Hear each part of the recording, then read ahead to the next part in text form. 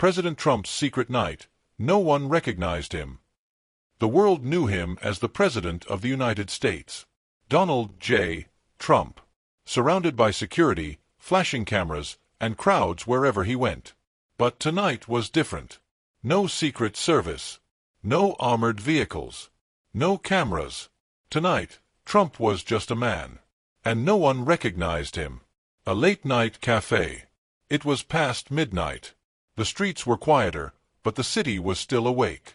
President Trump wore a gray coat, a cap pulled low over his forehead. His face was hidden in the shadows. No one in the cafe knew they were sitting just a few feet away from the President of the United States. He approached the door and stepped inside. No one flinched. No surprised gasps. No people rushing over to greet him. No one recognized him. A simple order. He walked up to the counter. The barista didn't even glance up. "What can I get you?" Trump smirked. "Give me your strongest coffee." The barista barely reacted. "They're all strong. Take your pick." Trump chuckled. "All right, surprise me." He reached for his wallet, but before he could pull out cash, the barista was already pouring the drink. "Veteran discount. No charge." Trump frowned slightly. "Veteran discount?" The barista shrugged. "You look like someone who served." Trump paused. What did that mean? Did he still carry himself like a leader, even without the cameras? He picked up his coffee and walked to a table by the window. For the first time, no one was watching him. The conversations around him. At the next table, two men were deep in discussion.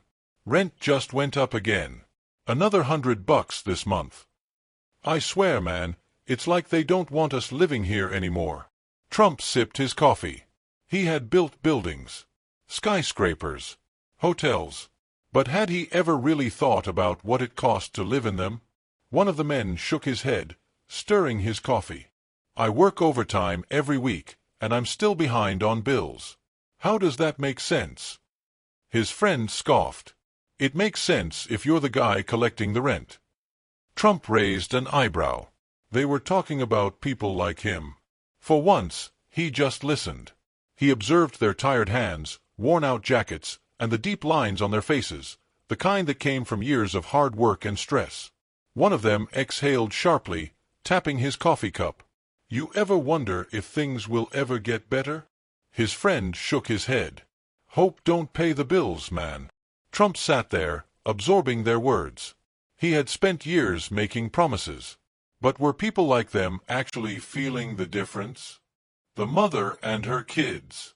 At a nearby table, a mother was trying to juggle her coffee, her phone, and her two children. One of the kids suddenly looked up at Trump. "Mister, are you famous?"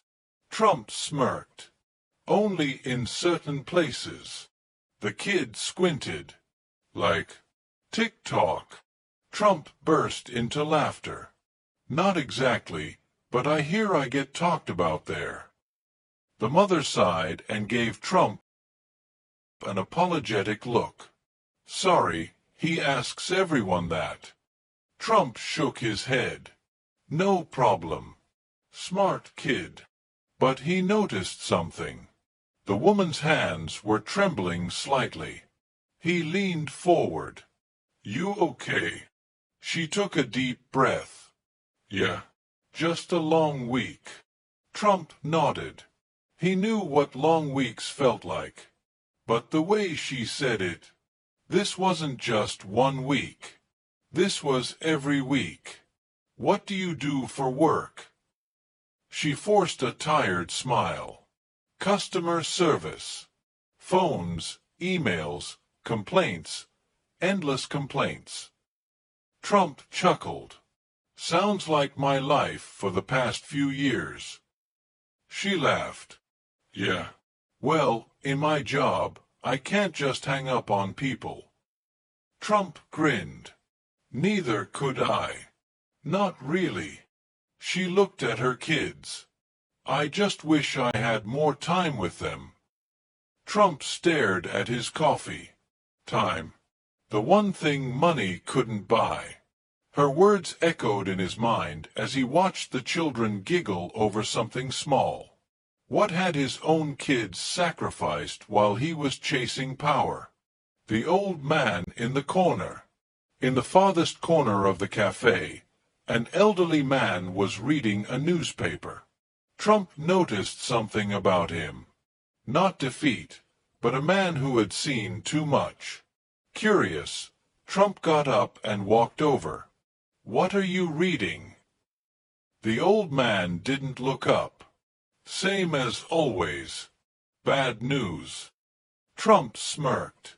"Depends on which paper you read." The old man finally glanced up.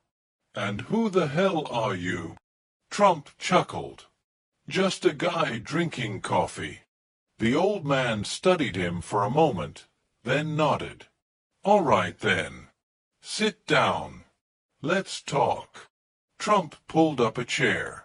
"What's your take on the world these days?" The old man sighed. "You really want to know?" Trump nodded. "I do." The old man leaned in slightly. "People don't talk anymore. They just shout. They argue. They fight. But they don't listen."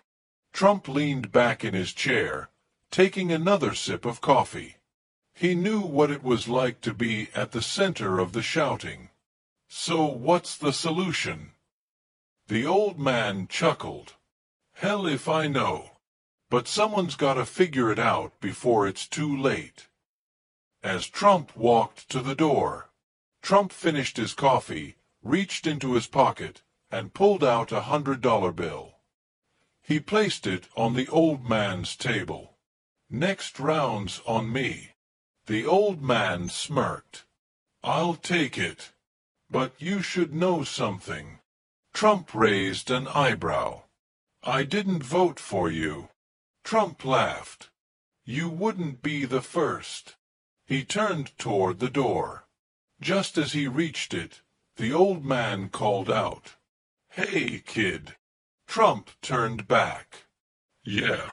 The old man smiled. "Maybe next time I will." Trump smirked, tipped his hat, and stepped outside.